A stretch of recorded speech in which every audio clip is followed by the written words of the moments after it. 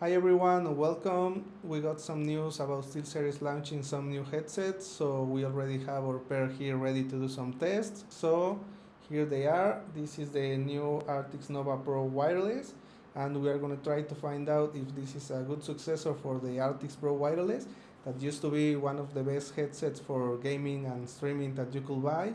So could this outperform them? Let's find out.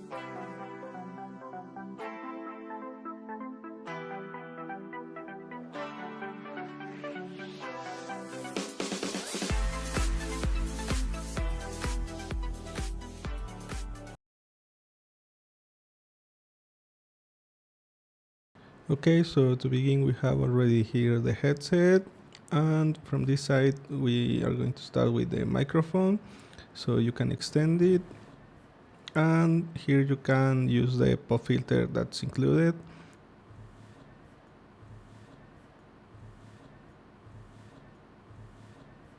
But if you want to keep hiding the mic, you need to take out the pop filter because otherwise this is not gonna fit.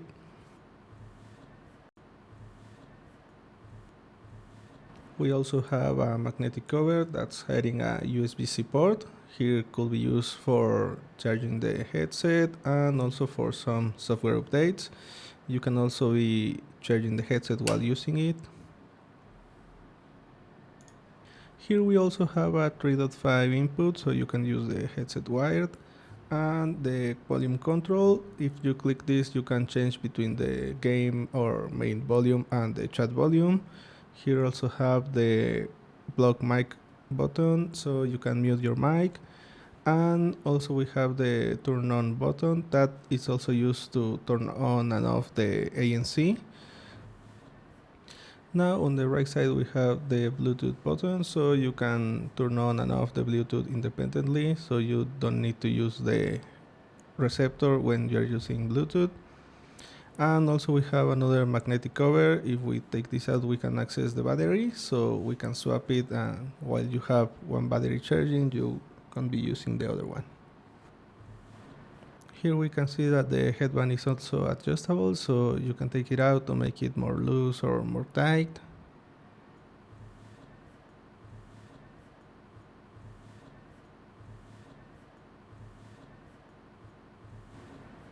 And also if you want to adjust your headset, this doesn't have any clicks, so you just can't move it as much as you want.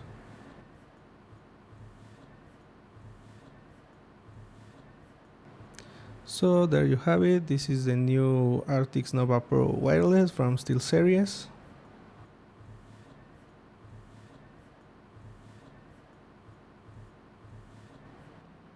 So now going to the receptor, we have the volume control that is also used to move between some configurations. And also we have a capacity button that is used to go back.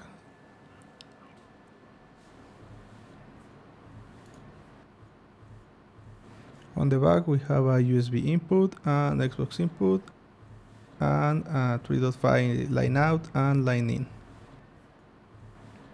And here on the side we have the battery charger, so you can be charging one battery while using the other one.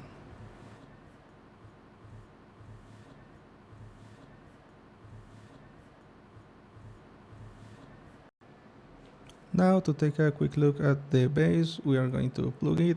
We are using a PC, so we are going to use the USB port.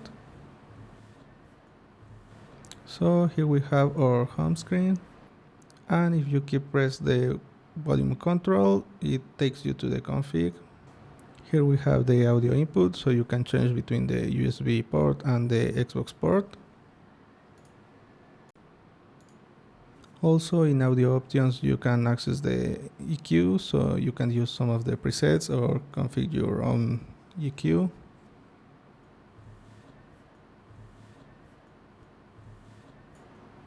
The gain that you can set on high or low. The ANC options, so you can set it to be on when you turn on the headset or start like off, and also for the transparent mode to be set as on or off. The mic side tone, so you can set it as low or high as you want. Here in the wireless options we can use the 2.4 GHz bandwidth. We can pair with our bass or someone else's bass, and also you can choose between the speed and range mode. I use speed to keep the lowest latency possible. And also the Bluetooth options, so you can set it to be automatically on when you turn on the headset or keep this off, so you need to turn it on manually. We also have the mute option, and we can also from here clear or pair devices. Now from the line out, this is a very useful function. So here you have two options. You can select speakers, so all of your audio is going to go through the line out port, but you can also select the stream option. So here is going to give you a mixer, so you can choose the levels of what you want to hear in the line out. So you can set the main that is to your main USB input. It could be the USB or Xbox depending on which one you are using. And we have also a volume for the aux, that is the line in, so you can select how much of the line in content that you are getting to the receptor it's going to go through the line out. And for the microphone we have also a volume, so you can choose how much of your mic you want to hear on. For example, if you have another microphone for your stream or something, you can just set this to 0, so you are just going to hear your external microphone and not the one on the headset. And in system settings we have some options for the display, for the brightness, to dim the screen, and an option for your home screen, so you can choose detail or simple. In simple it's just going to show you the volume. I'm using detail, so you can see the volume from the left, right channels, also the general volume and the input that is being used. The mic LED, so the mic has a red LED that is turning on when you mute the headset, so you can notice when you are muted. And now for the auto off function. So this is also something important, because I noticed that even if you are using the line in, the base just detects the USB inputs. So if you are not sending anything to the USB or Xbox input and the threshold pass from your time, so for example if you have your auto off in 10 or 15 minutes and you are, I don't know, hearing music through the 3.5 line in, the base is not gonna detect that, so after 10 or 15 minutes it's going to turn off your headset. So if you don't want this to happen, I recommend to just turn off this function so you can hear your line in without needing to be hearing also your USB input. And about section, to see some info about the headset and the base. and also a tutorial to see all that we just went through, and a reset to keep your factory defaults.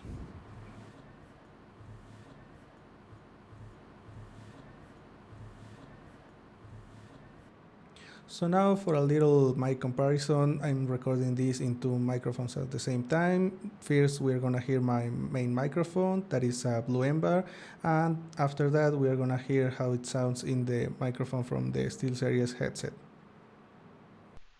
So now for a little mic comparison, I'm recording this in two microphones at the same time. First, we're gonna hear my main microphone, that is a Blue Ember, and after that, we are gonna hear how it sounds in the microphone from the SteelSeries headset. Okay, so we are now in the SteelSeries software. So we are going to the sonar section. What this does is that it creates some virtual devices, so it can separate the general audio or your game audio from your chat, so you can control both independently. So here you have the volumes from your game, from your chat, master volume, and the gain from the microphone. Also, we have here the chat mix, so this is saying that it needs to be controlled from the hardware, so we can move it here from the headset or from the receptor base, so we can choose to hear more the game or the chat. Now going to the game section, we have some EQ. We have a bunch of presets. Some of them are even official, like Counter-Strike from Valve, one from Destiny 2 from Bungie, and I think there's Rainbow Six from Ubisoft. Also, we have some extra presets for music or movies. Here we have the spatial audio. So this what does is like emulating the 7.1 channels, so you can hear more accurately from where the sound is coming. So here you can change the distance from which this is emulated, and also you can choose between immersion or performance. Here we have also a smart volume option that is basically a normalizer for your volume, so everything can be heard between some range that you define, and also a gain option. So if you have already your headset at the maximum volume, you can also keep raising the gain. Now going to the chat section, we have also an EQ, so you can choose between some of the presets or make your own EQ for how you want your chat to be heard. And also here we have some options for the noise cancel. We have a noise gate, and we have also a noise reduction for the background noise and the impact. And also we have here the smart volume option to normalize your volume. We have also a new option that is in early access, that is the AI noise cancelling. So if you turn this on, it's going to turn off the noise gate and noise reduction. But now this is being controlled by AI, so this is going to choose how much or how less noise to go through your chat, so you can hear your teammate's voice more accurately, more clearly.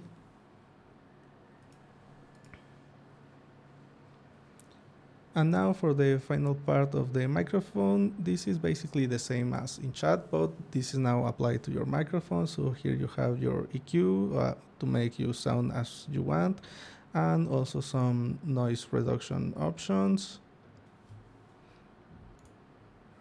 So the software is very useful. So if you are going to buy these headsets, I highly recommend you to download this software, because if you don't, you are missing a lot of personalization and some functionality that this headset has to offer.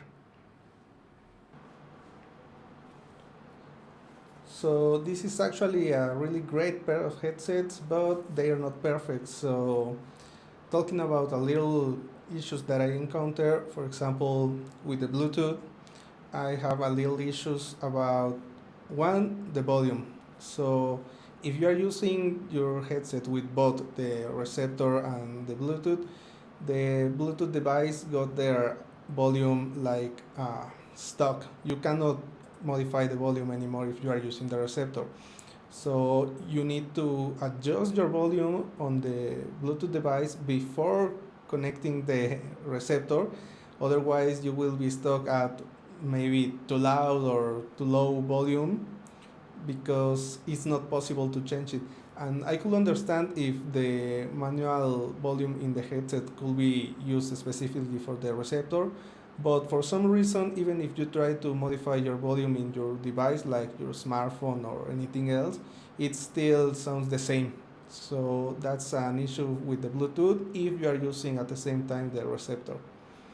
Another thing with the Bluetooth is that you cannot really use multiple devices in the same headset with Bluetooth.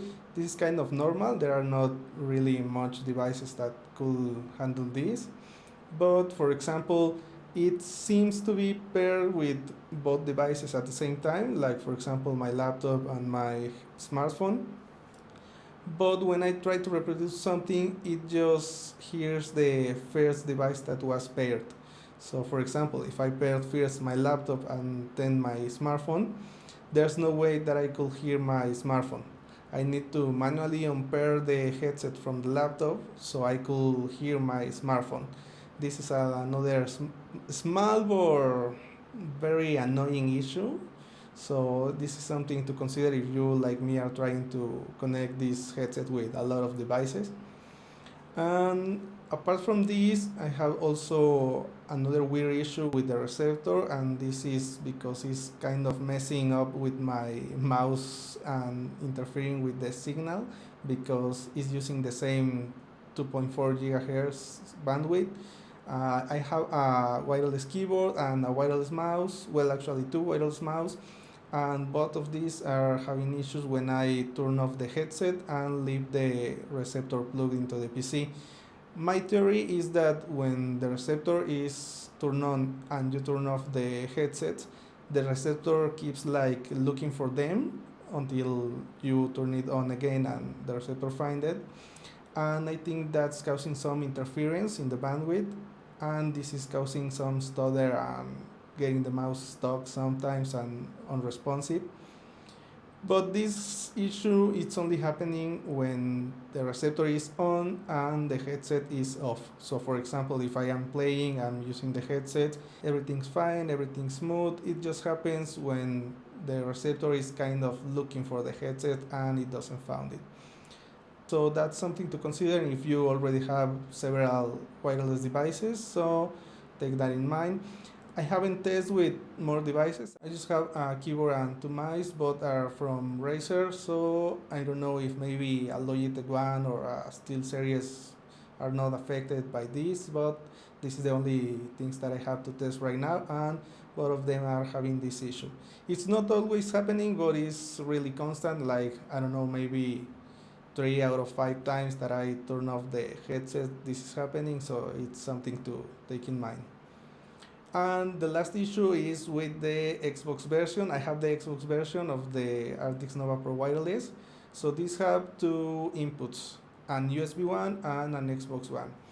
So I thought that the Xbox input could be used in PC because, you know, Xbox, Microsoft, Windows, but it turns out that it's causing some issues with the microphone if you are plugging the receptor into the Xbox port. So I'm gonna left some tests so you can hear this weird behavior.